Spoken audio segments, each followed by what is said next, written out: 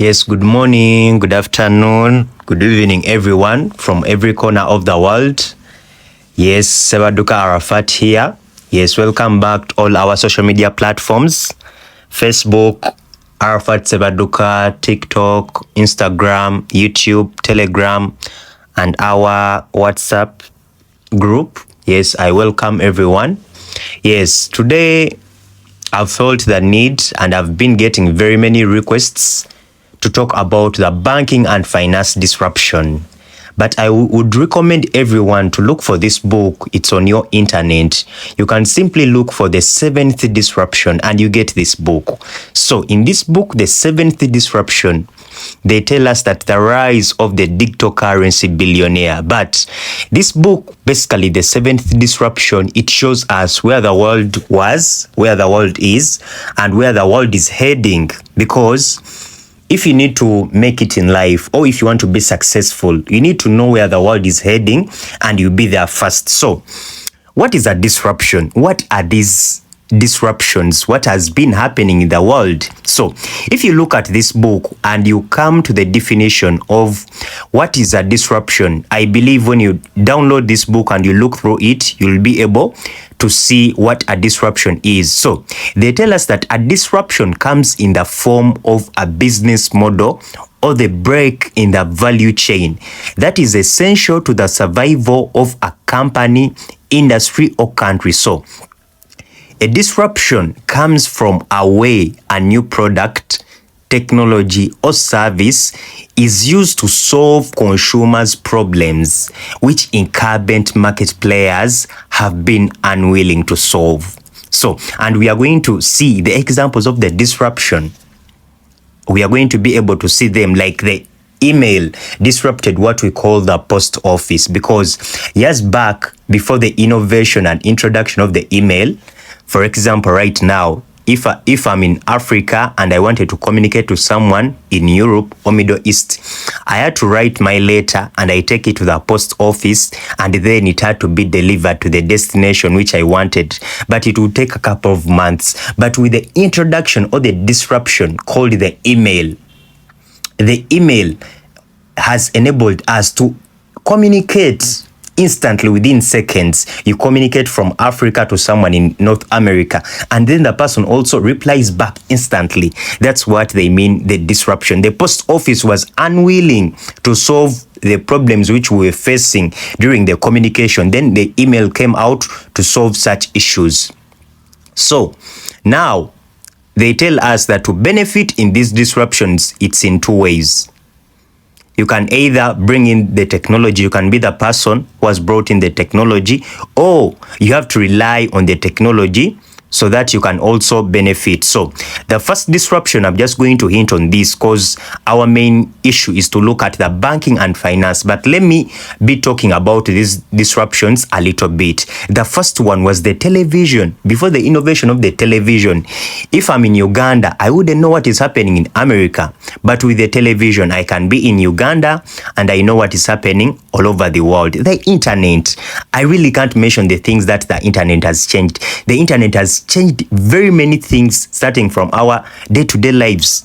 It has changed very many things. So we look at the disruption, the email I've explained to you. It disrupted the way how we have been communicating on a day-to-day basis, and they tell you that when these disruptions come in, they create trillion-dollar markets.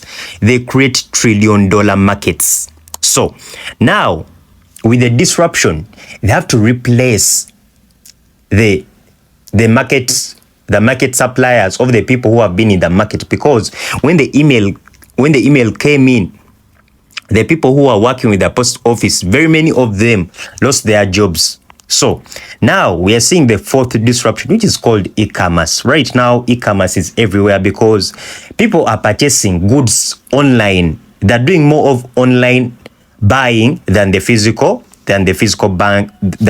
buying. So look at the mobile. These are the smartphones. Imagine now we are using smartphones for businesses, for everything. So really you find out that if you're not having a smartphone on the 21st century, it's really hard for anyone to survive in this century that we are in, we look at the social media. So people are basically looking at the negative impacts of the social media, but look at the positive impacts of social media. Imagine we are in a world where, for example, you are having a Facebook account, you are having an X account, the former Twitter, you are having Instagram. It means that you can market your goods and products that you are selling to all the internet users. So you're not limited to your location, that if I'm in Uganda and I'm in Kampala, if I'm selling iPhones and the person does not reach Kampala, the person won't know that I'm selling iPhones. But with social media, I just put my post on Facebook, Instagram, that I'm selling iPhones.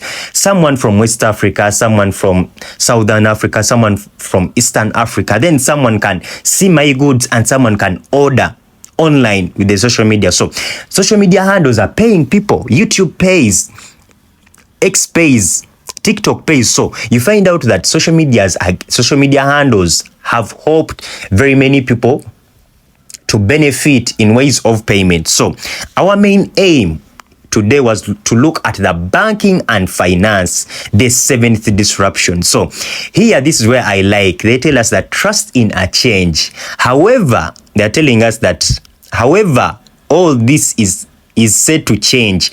Digital currencies growing rapidly in adoption will, for the first time in hundreds of years, enable two people to exchange valued goods and services for currency without any intermediary. So I told you the book is called The Seventh Disruption. Get this book, read it. Definitely, you're going to be able to position yourself where the world is heading. So, and they ask us that if I'm able, Arafat, I'm doing business with John, that I can be able to send John $10,000 without any intermediary. They're asking us that, is this a good thing? Definitely, they say that yes, unless you're in the banking business. Because why is it good? Because cutting out multiple middlemen in financial transactions will leave money in your pockets. So imagine if you wanted to buy an iPhone worth $1,000 and you reach the original store where you're going to pay $1,000. But if someone comes and tells you that I can get you an iPhone at $1,100, definitely someone will come in with something where the person expects to get some commission. So someone will not tell you the original price. Someone will put in an extra so that that person gets from that commission. So this is the same thing here, because they're telling us that no intermediary equals fee-free transactions. No wonder the digital currency has the banking fraternity worried. So you might be asking yourself, what are these digital currencies? Basically, digital currencies is digital money. The money that is on your bank account or on your mobile money, if you're receiving that money is in digital form. But still, if you want to convert it to cash, you can convert it to cash. This is the same with the digital currencies. But right now, the digital currencies that they're talking about the digital currencies which have the same value all over the world. That if you're having $1,000, for example, in Africa, even if you go to any country, you'll get money that is worth $1,000, assuming, because we see that our local currencies face inflation.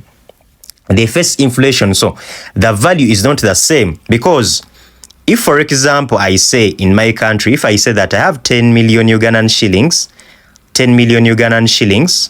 and I try to convert them to the dollar, they told me that in my 10 million Ugandan shillings, I'm going to be able to get 2,698. This is inflation, because it means that the Ugandan shillings lost value.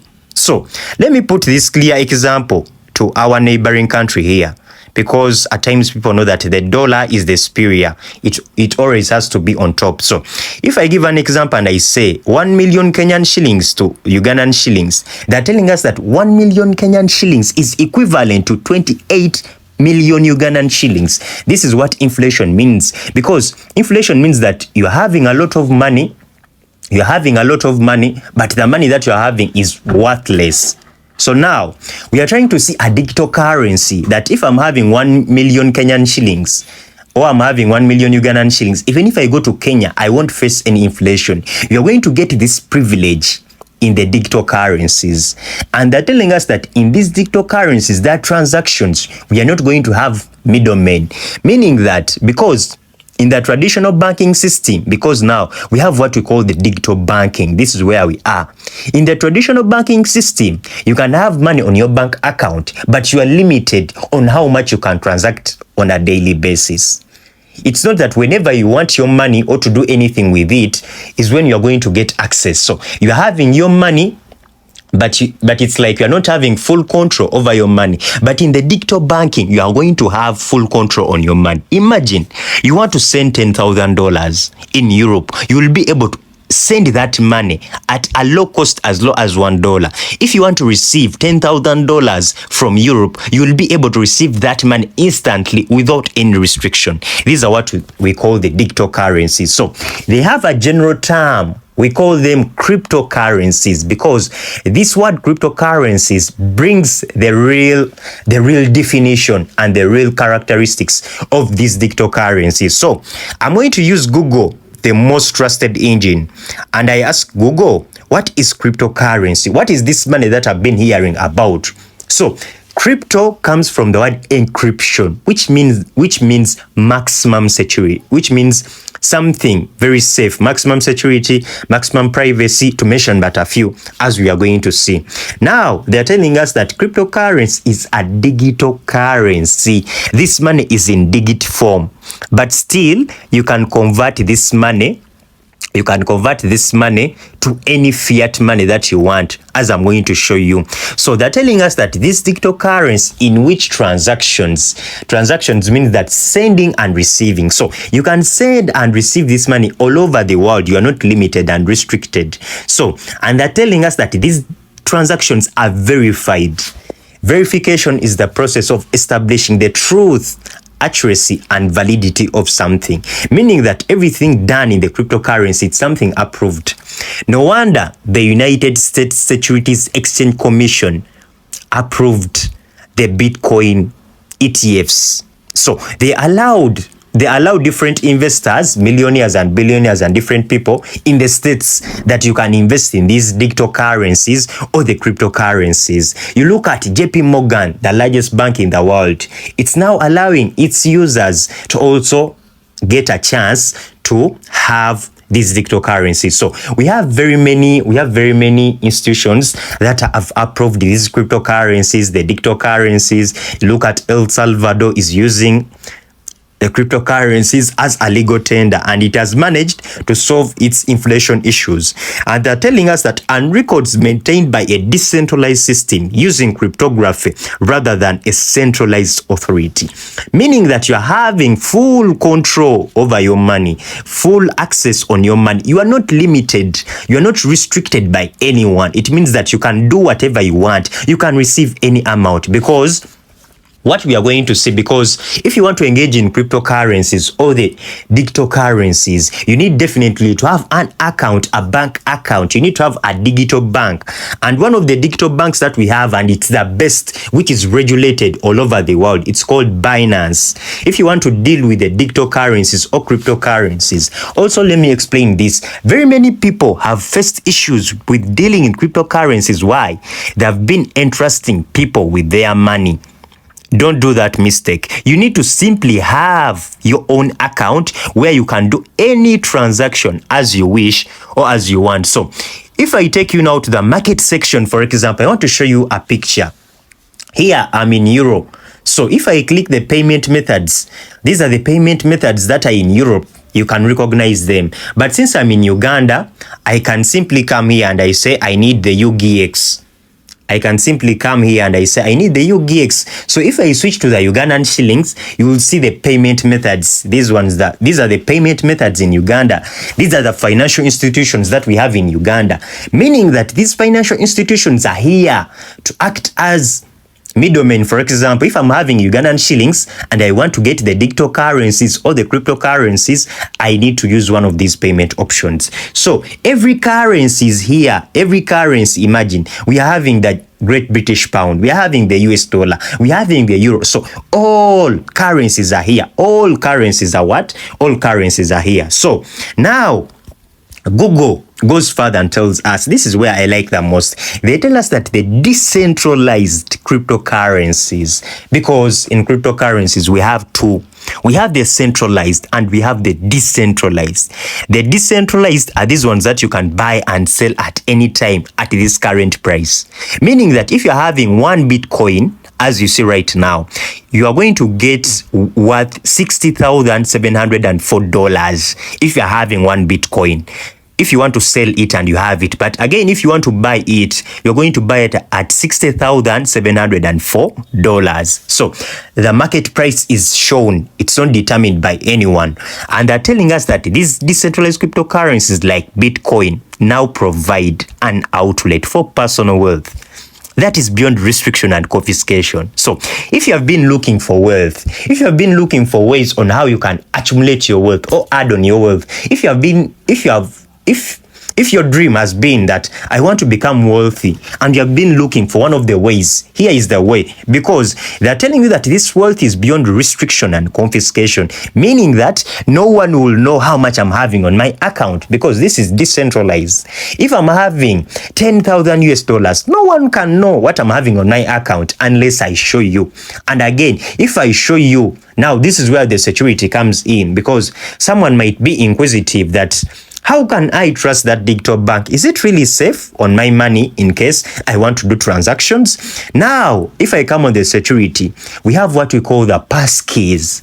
The passkeys can be a fingerprint, those with Android phones. If you don't put in your fingerprint, your phone won't unlock itself. If you're having an iPhone without your Face ID, your phone won't unlock itself. So it's the same as this side. In case of any transaction to approve, you have to put in your fingerprint or Face ID to verify that you are the person. So we have an authenticator app. These are digits that change every after 30 seconds.